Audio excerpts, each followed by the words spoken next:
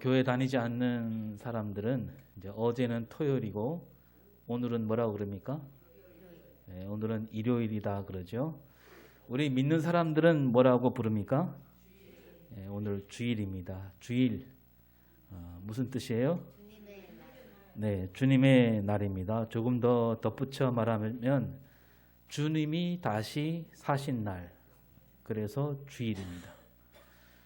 그러니까 이 부활절은 딱 하루만 지키는 절기가 아니라 모든 주일이 다시 사신 주님을 기리는 날이다, 그런 뜻입니다. 우리는 그래서 주일에 모일 때마다 죽음에서 다시 살아나신 주님, 그 주님이 우리 곁에 있구나, 이런 마음으로 모이는 거죠. 교회 절기도 그런 뜻을 담아서 우리가 부르고 있는데, 지난 주일은 부활절이라면 오늘은 부활절 뭐라고 부릅니까? 주보를 잘 안 보시나 봐요. 주보는 보라고 있는 거예요. 주보. 부활절 둘째 주일이에요. 그러면 다음 주일은 뭘까요? 안 보고도 잘하시네. 하여튼 우리는 주일마다 모일 때마다 다시 사신 주님, 부활 주님을 함께 한다, 이 진리를 우리가 잊어버려서는 안 되는 거죠. 자, 지난 주일 부활절 설교 제목이 뭐였습니까? 지난 주일? 네, 고맙습니다. 부활 그리고 부활 신앙이었습니다. 예수님이 십자가에 돌아가시고 사흘 만에 다시 살아나셨습니다. 그리고 십자가 죽음에서 다시 살아나신 예수님, 그 예수님을 믿는 우리 기독교 신앙은 한마디로 무슨 신앙? 부활 신앙이라고 했습니다. 그래서 사도행전에 보면 부활 신앙으로 살아가는 제자들을 우리가 보게 되지요. 자, 그런데 예수님을 따르던 이 제자들, 사도행전에서는 부활신앙으로 우리에게 보여주었는데 처음부터 부활신앙으로 살아갈 수 있었을까요? 그러지 않았어요. 지난주에 살펴보았듯이 처음에 그 제자들과 여자들, 그들은 비어있는 무덤을 보고 어떻게 생각했어요? 그 빈 무덤을 보고 나서 정말 예수님이 살아나셨구나, 사흘째 되었으니까 우리 예수님을 만나러 가자 그랬습니까? 아니었어요. 아무도 생각하지 못했다 그랬죠. 예수님이 다시 살아나신다 꿈에도 생각하지 못했습니다. 다들 생각하기를 뭐라고 했냐면, 무덤이 비어 있으니까 누군가 예수님 시신을 가져갔구나, 또는 훔쳐갔구나, 그렇게 생각할 따름이었습니다. 그러는 가운데 막달라 마리아가 가장 먼저 다시 살아나신 예수님을 만납니다. 이 막달라 마리아도 예수님이 다시 살아나셨다 그렇게 믿고 있었던 게 아니라 예수님 시신을 찾으려고 하다가 예수님을 만난 거죠. 만나고 막달라 마리아가 제자들에게 알리죠. 주님이 말씀하신 대로 다시 살아나셨고 내가 그 주님을 만났다. 이 말을 들은 제자들이 어떻게 했습니까? 주님이 어디 있느냐? 한번 가보자 그랬나요? 아니었어요. 아무도 믿지 않았습니다. 허탄하게 들었다 그랬습니다. 제자들이 언제 예수님이 살아난 것을 믿게 되었냐 하면, 다시 사신 주님이 제자들 앞에 나타나신 다음에 예수님이 다시 살아나셨구나. 처음 만났을 땐 제자들이 기뻐했습니다. 그런데 여러분, 이 기쁨은 어떤 기쁨이었을까요? 주님이 살아나신 거 보니까 우리도 죽으면 다시 살아날 수 있구나, 그런 기쁨이었을까요? 거기까지 안 갔어요. 우리 주님이 죽음 권세를 이기시고 부활 생명을 주셨구나, 그런 기쁨이었을까요? 아니었어요. 제자들이 그때 느낀 기쁨은 뭐냐 하면, 다시는 볼 수 없을 줄 알았던 주님, 그 주님을 다시 만나게 된 그 기쁨, 그뿐이었습니다. 지난주에 말씀드리길 제자들이 다시 살아나신 예수님을 만나긴 했지만 이 제자들 안에 부활신앙이 바로 생기지는 못했다라는 겁니다. 제자들이 다시 사신 주님을 만나긴 했지만 그들이 곧바로 사람들에게 막 알리러 다녔다 그런 얘기도 없어요. 우리가 다시 사신 예수님을 만났다. 우리 주님은 말씀하신 대로 사흘 만에 살아나셨다. 그렇게 외치러 다니지도 않았습니다. 그리고 뭐 사망아 너의 승리가 어디 있느냐, 사망아 내가 쏘는 것이 어디 있느냐 그렇게 외치지도 않았습니다. 오히려 제자들은 무덤에서 살아나신 그 예수님을 만나고 얼마 뒤에 그들이 다 어디로 가요? 자기 고향으로 돌아갑니다. 새로운 힘, 새로운 소망 그거보다는 그저 맥없이 돌아갑니다. 뭐라고 말하면서요? 나는 물고기 잡으러 간다.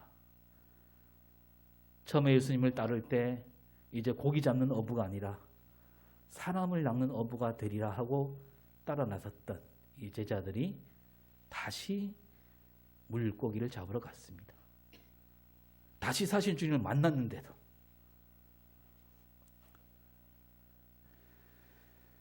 다시 사신 예수님이 제자들과 40일을 지내시다가 하늘로 올라가시고 성령이 그들에게 오셨을 때 비로소 제자들은 삶이 달라졌지요. 그때부터 그들은 부활신앙으로 살아가게 됩니다.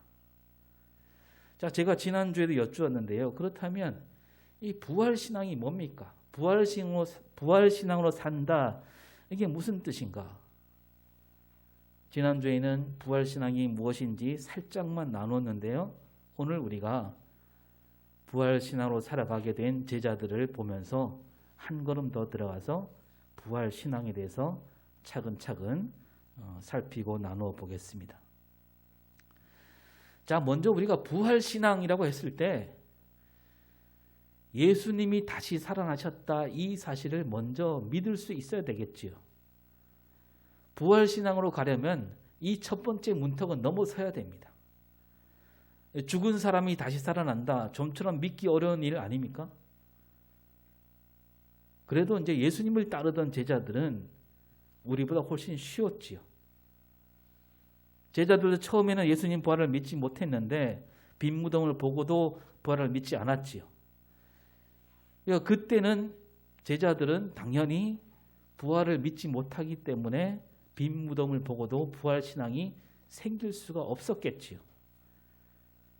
그런데 다시 사신 주님이 그들 앞에 나타났습니다. 제자들은 이제 믿고 안 믿고 뭐 따질 것 없습니다. 왜냐하면 예수님이 나타나셨으니까. 그래서 고린도전서 15장 4절에서 6절을 보면 시작. 성경대로 사흘 만에 게바에게 보이시고 후에 12 제자에게와 그 후에 500여 형제에게 일시에 보이셨나니. 그러니까 예수님이 다시 살아나신 다음에 하늘에 오르기 전까지 많은 사람이 예수님을 만났다라는 말씀이 나오지요. 500명이 넘는 사람이 주님을 만났습니다. 그러니까 그때는 예수님이 다시 살아나셨다 이거를 뭐 입에서 입으로 알리지 않아도 됩니다. 그냥 예수님 보러 와라. 어디로 와라. 그러면 다시 사신 주님을 만날 수 있었던 그때였죠. 그러면 다 되는 거였어요. 그래서 제자들을 비롯한 그 500여 형제들은 뭐 그런 고민이 없는 거죠. 예수님이 정말 다시 살아나셨을까? 정말 그런 일이 있을 수 있을까? 뭐 그런 생각 안 해도 되는 거죠. 주님을 봤으니까, 볼 수 있으니까. 그런데 오늘 우리는 어떻습니까? 오늘 우리는 다시 살아나신 주님이 우리 눈앞에 떡하니 나타납니까? 여러분 본 적 있어요? 그러다 보니까 사람들이 잘 믿으려 하지 않습니다. 믿을 수가 없어 합니다. 어떻게 그런 일이 있을 수 있느냐? 우리는 사람들한테 말할 때도 그 예수님을 보여줄 수도 없어요. 그냥 우리는 뭘로 해야 돼요? 입으로 말만 해야 되는 거죠. 정말로 예수님이 다시 살아나셨다. 그리고 교회 다니면서도 예수님 부활을 믿지 못한 사람들이 있어요. 하나님이 세상을 지으셨다. 이거 믿어.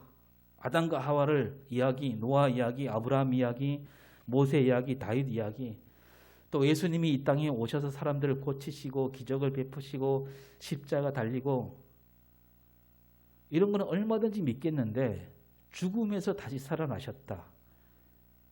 이거 못 믿는 사람들이 있습니다.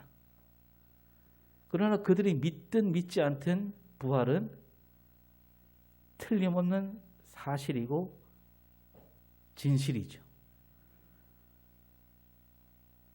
하여튼 이 부활을 믿지 못한다면, 예수님이 다시 살아나셨다, 이 부활을 믿지 못한다면 부활 신앙으로 갈 수는 없는 겁니다. 그 문턱은 넘어서야 되는 거죠. 자, 여러분은 어디까지 왔습니까? 여러분은 그 문턱을 넘어섰지요?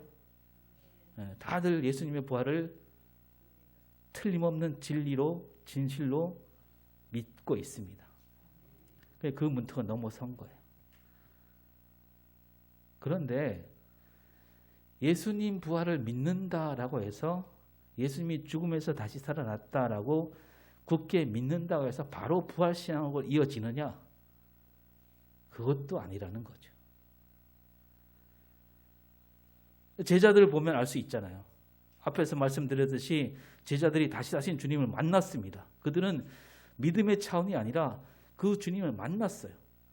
다시 사신 예수님을 만나고 이야기도 나누고 손에 못자국도 보고 옆구리에 창자국도 보았습니다. 근데 그 눈앞에 나타나신 예수님, 그분을 만났는데도 그들은 어떻게 해요? 고향으로 가는 거예요. 제자들이 기뻐하긴 했다 그랬습니다. 만나서 좋았습니다. 근데 그것뿐이었어요. 여러분, 제자들이 예수님의 십자가에 달려 죽는 날, 그날부터 그런 생각을 했을 겁니다.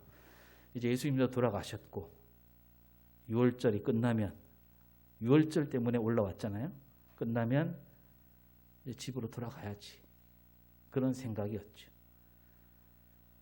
그리고 그 고향으로 돌아가기 직전에 예수님을 만났어요. 만났는데 그 생각이 바뀌었습니까? 안 바뀌는 거예요. 예수님 다시 사신 주님을 만났는데도 그들은 자기 생각대로 가고 있는 거예요. 전혀 바뀌지 않는 거죠. 예수님이 죽음에서 다시 살아나셨는데도 생각이 바뀌지 않는다. 그 삶이 달라지지 않는다. 예수님 부활을 보고 듣고 몸으로 겪었다면 그 삶이 달라져야 하는데, 그래서 그 신앙을 가리켜 우리가 부활 신앙이라고 할 수 있는데 제자들은 그렇지 못했다는 거예요. 오늘도 마찬가지 아닙니까? 우리가 모두 예수님 부활을 사실로 믿고 있는 사람들이에요. 진리로 믿고 있잖아요. 그러면 다시 사신 주님을 믿는 사람들이라면 우리 생각과 삶이 달라져야죠. 그래야 부활신앙으로 가는 겁니다. 그냥 머릿속으로, 그래, 예수님은 틀림없이 다시 살아나셨어, 난 그렇게 믿어, 그리고는 자기 할 일을 그대로 하고 있다면 그 부활신앙이 될 수 없다는 얘기입니다. 또 예수님이 그렇게 고생하시다가 끔찍하게 숨을 거두셨는데 하나님이 예수님을 살려주셨으니 얼마나 고마운 일인가, 참 다행이다, 이런 생각이 부활신앙이라고 할 수 있겠습니까? 그 생각만 갖고는 부활신앙이 될 수 없는 겁니다.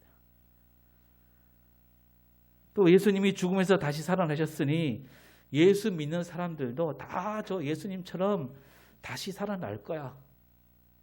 아니, 틀림없이 우리도 살아난다. 죽어도. 난 그렇게 굳게 믿는다. 우리 모두 부활 소망으로 살아갑시다. 라고 한다면, 아, 저 사람은 부활 신앙으로 살아가는 사람이다.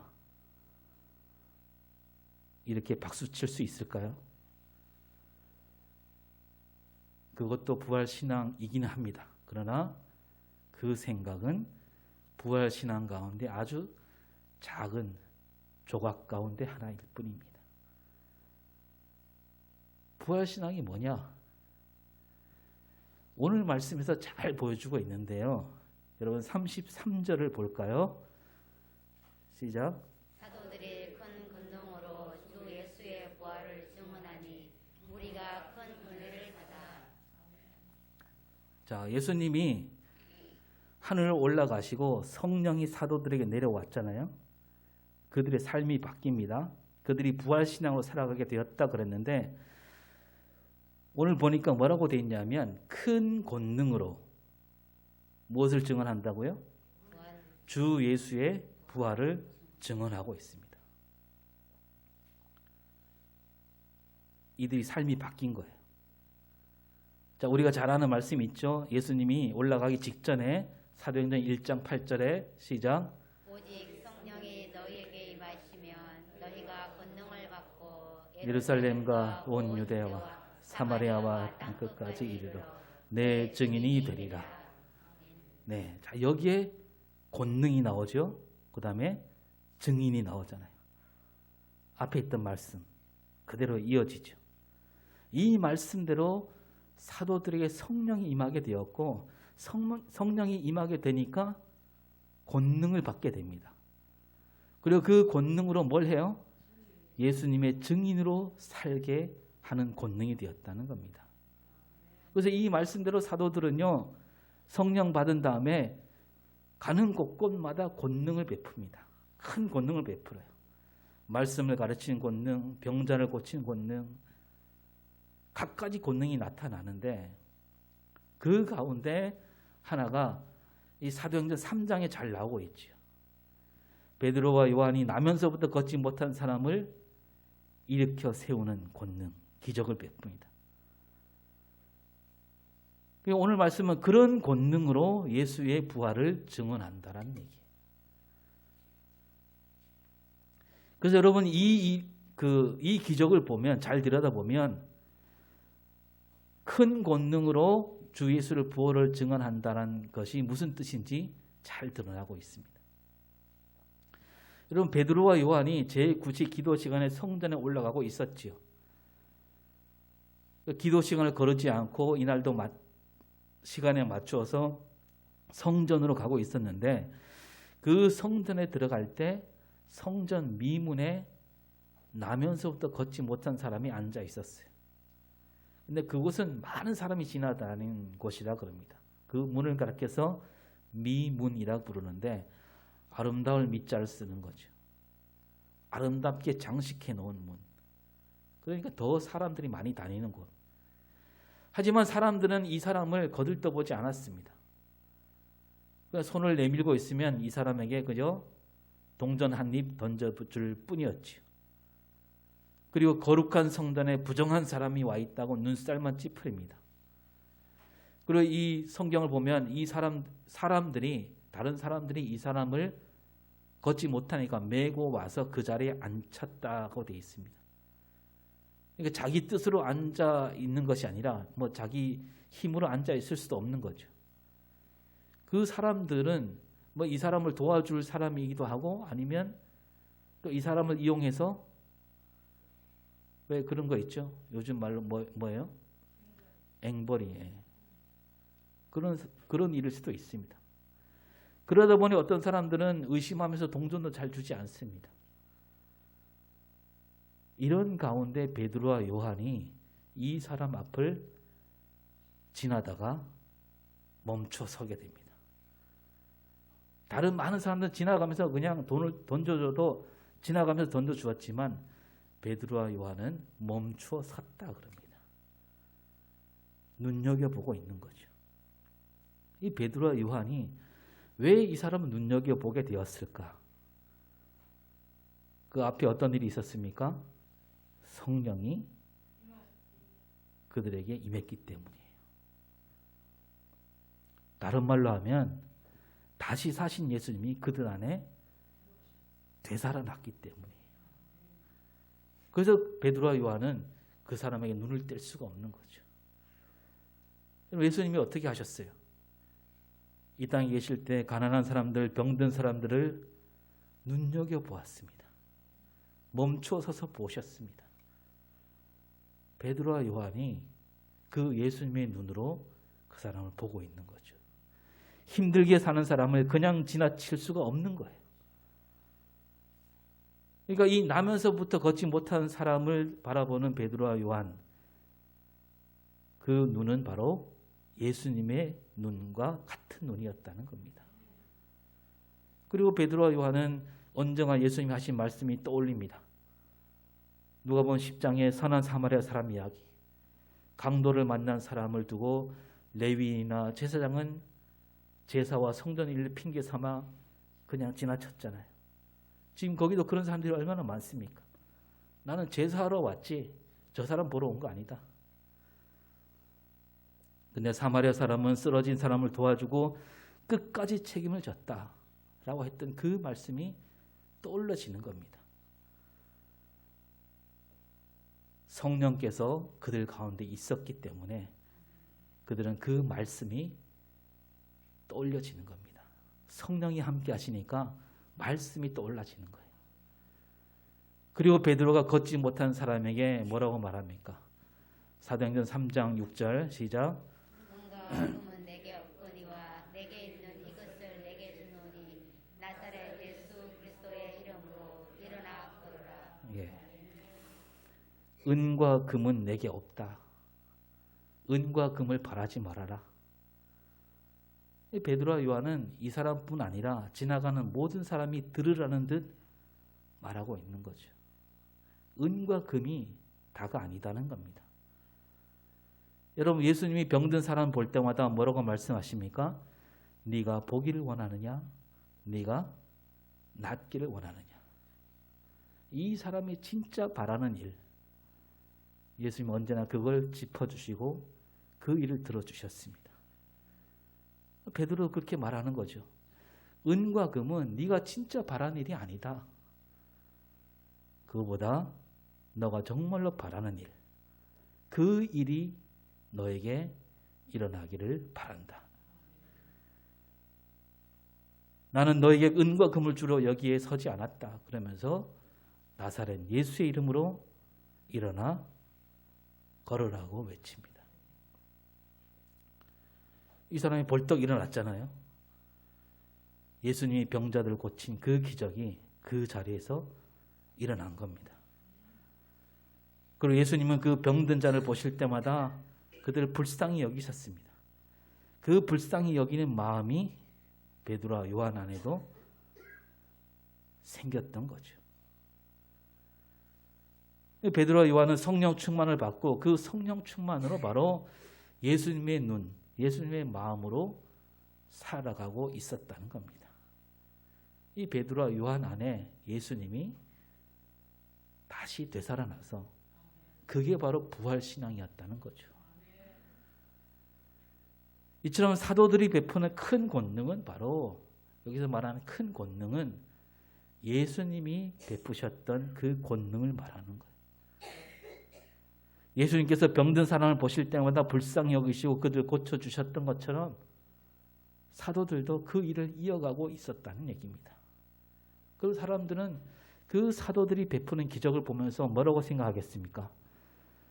야, 정말 저 사도들 안에 누가 보인다? 예수님이 보이는구나. 저 사도들은 예수님이 주신 권능으로 일하고 있구나. 사람들은 사도들에게 바로 예수님 사랑을 느끼게 됩니다. 그렇게 사는 삶이 바로 부활신앙이라는 것을 오늘 말씀은 우리에게 잘 보여주고 있다는 거죠. 여러분, 사도들이 이렇게 일하고 다니니까 대제사장들과 장로들, 유대교 지도자들이 내버려 두지 않습니다. 베드로와 요한을 붙잡아서 공의 앞에 세웠지요.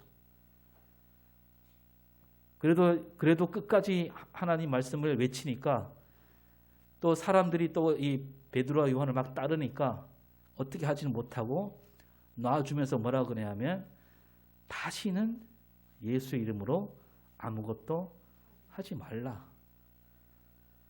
그러면서 이제 어떻게 하는지 눈여겨보게 되는 거죠. 가만두지 않겠다. 으름장을 놓았습니다. 이 사람들은 로마와 또 손을 잡고 있기 때문에 법만 갖다 대면 잡아놓을 수 있는 사람들입니다. 베드로와 요한은 사도들과 함께 그래서 한 마음으로 기도하게 되었다라고 말합니다.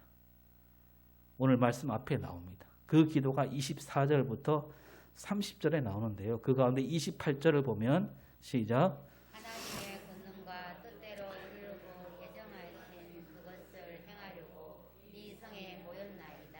예, 우리가 왜 모였느냐? 하나님의 권능과 뜻대로 이루려고 예정하신 그것을 행하려고 이 예루살렘에 모였다. 하나님의 뜻을 이루려고 모였다는 거예요. 그 모임이 뭐예요? 그 모임이 바로 교회가 된 겁니다. 그러니까 부활신앙으로 교회가 된 거예요. 사도들은 교회가 뭐냐? 우리에게 똑똑히 보여주고 있는 거죠. 그리고 29절 30절에서 사도들은 기도를 이어가고 있는데요. 시작. 주여 이제도 그들의 위험함을 굽어보시옵고 또 종들로 하여금 담대히 하나님의 말씀을 전하게 하여 주시오며 손을 내밀어 병을 낫게 하시옵고 표적과 기사가 거룩한 종 예수의 이름으로 이루어지게 하옵소서 하더라. 그러니까 지금 우리를 힘들게 하는 저 세력들부터 우리를 먼저 지켜 주시옵소서라고 하면서, 왜냐하면 하나님의 뜻을 이루어야 되니까 그 뜻을 세 가지로 말하고 있죠. 첫째, 담대히 하나님 말씀을 전하게 하시고, 둘째, 손을 내밀어 병을 낫게 하시고, 셋째, 표적과 기사가 거룩한 종 예수의 이름으로 이루어지게 하는 것. 여러분, 하나님 말씀을 전하고 병을 낫게 하고 표적과 기사가 일어나고, 이게 누가 했던 일입니까? 예, 예수님이 하셨던 일이에요. 사도들은 예수님이 하셨던 일이 우리한테 그대로 나타나게 해 주시옵소서라고 기도하고 있는 거죠. 사도들 삶 속에 예수님의 삶이 그대로 녹아지기를 기도하고 있는 거예요. 그게 부활신앙이라는 겁니다. 그래서 그 모임이 바로 교회가 되었다는 거예요. 오늘 말씀에서는 교회를 가리켜서 믿는 무리 이렇게 부릅니다. 믿는 무리, 예, 줄여서 하면 성도잖아요. 성도. 성도가 교회입니다. 자, 32절을 볼까요? 시작. 믿는 무리가 한 마음과 한 뜻이 되어 모든 물건을 서로 통용하고 자기 재물을 조금이라도 자기 것이라 하는 이가 하나도 없더라. 이 믿는 사람들이 다들 한 마음과 한 뜻이 되었습니다. 그리고 한 마음과 한 뜻, 뭘까요? 바로 예수님 마음, 예수님 뜻, 그 뜻으로 하나가 되었다는 얘기입니다. 그러니까 부활신앙으로 교회가 생겨나고, 교회는 예수님의 마음, 예수님의 뜻으로 서로 하나가 되었다는 얘기입니다. 그러니까 하나가 되었으니까 모든 물건을 서로 나누어 쓰는 거예요. 내 것, 네 것이 없는 거예요. 재물을 조금이라도 자기 것이라 한 사람이 한 사람도 없다 그럽니다. 이게 어떤 모습이에요? 바로 예수님이 가르쳐 주신 하나님 나라가 거기에서 이루어지고 있는 겁니다. 그리고 아까 읽었지만 33절을 다시 볼까요? 시작. 사도들이 큰 권능으로 주 예수의 부활을 증언하니 무리가 큰 은혜를 받아. 예, 교회 안에 큰 은혜가 임했다는 거예요. 예수님이 베푸셨던 그 권능이 사도들에게 나타나니까 사람들이 큰 은혜를 받게 되었다. 다른 말로 하면 사도들이 예수님처럼 살았고, 교회 안에 있는 사람들이 사도들을 보면서 예수님을 떠올리게 되고, 예수님을 떠올리게 되니까 큰 은혜가 임했다는 거예요. 그럼 그 큰 은혜가 임하니까 어떻게 된지 아세요? 34절 35절 시작. 그 중에 가난한 사람이 없으니 이는 밭과 집 있는 자는 팔아 그 판 것의 값을 가져다가 사도들의 발 앞에 두매 그들이 각 사람의 필요를 따라 나누어 줍니다. 예, 큰 은혜를 받으니까 그 교회로 말미암아서 누가 없어졌다고요? 가난한 사람이 없어졌다 그럽니다. 이 사람들이 큰 은혜를 받고 나눈 거예요. 뭘 나눴어요?